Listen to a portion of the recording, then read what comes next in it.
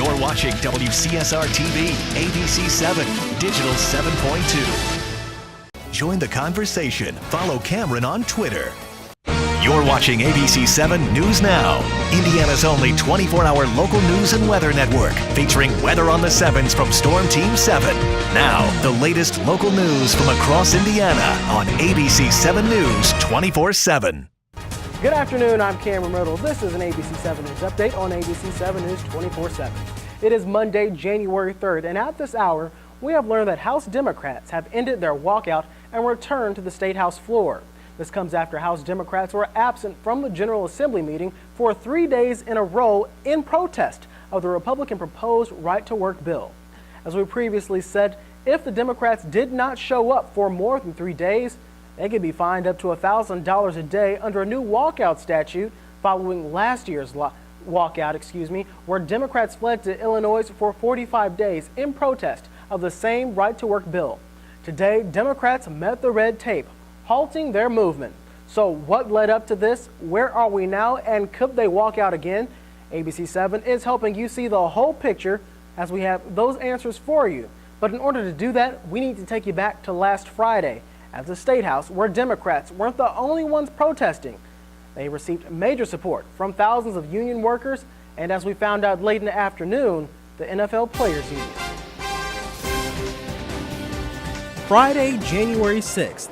Day 3 in the 2012 legislative session saw a lot of opposition and no progress in the right-to-work bill battle.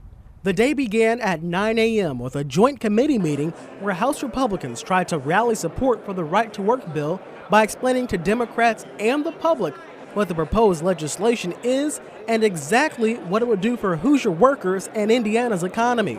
Republican lawmakers say the bill would stop forcing Indiana workers to join labor unions and provide a reason for more companies to move their businesses to the Hoosier state, where there will be less red tape, in turn making Indiana an easy place to add new jobs. But opponents say there's no real evidence that a right-to-work bill would help anyone in any way, shape, or form. It's really just a way to take away workers' rights and their voice when dealing with management. As a retired union carpenter and business agent of some 20 years and advocate with the Building Trades Council in my area, I've seen the relationships that have been built between labor and management that have created economic opportunity in the community.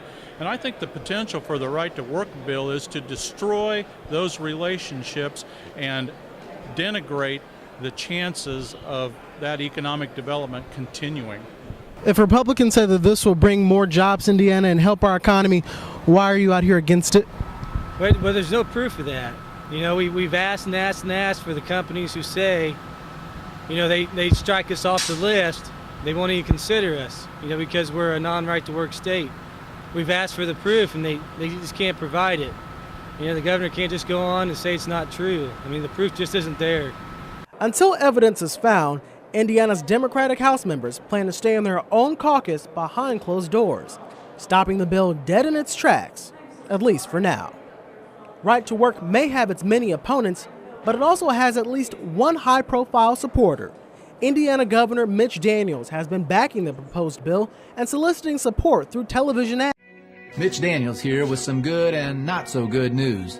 The good is, when Indiana gets a chance to compete for new jobs, we're winning 2/3 of the time. But we get cut out of 1/3 of all deals because we don't provide workers the protection known as right to work. That everybody in this state has the right to work already, and they're just using this catchphrase to get this bill passed to weaken the population, and it's not right.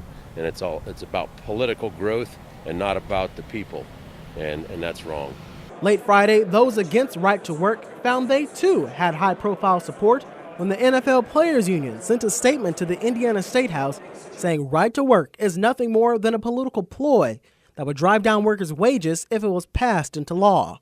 The statement went on to say NFL players know what it means to fight for workers' rights, pensions, and health and safety in the workplace. It's not about jobs or rights, and it's the wrong priority for Indiana.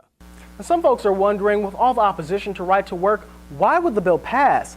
Well, that answer is simple. The Republicans have control over the House, and even if all the Democrats did vote no for right to work, they still wouldn't have enough votes. That's due to the lack of Republicans that would vote no. So the only way to keep the bill from passing is to not vote at all, and the only way to not vote at all is to not show up.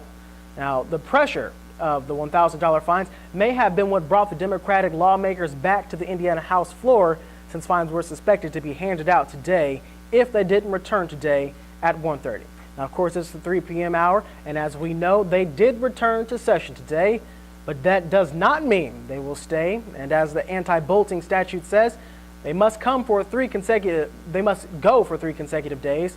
That means they could very well come today and walk out in the middle and not show up tomorrow. So again, will they walk out or will the bill be passed? We'll have to find out, as it's yet to be determined. We'll continue to follow what happens today at the Statehouse here on ABC7 24/7, and of course tonight on ABC7 News First at 5. That is the news this hour. I'm Cameron Riddle, and this has been a news update on ABC7 News 24/7.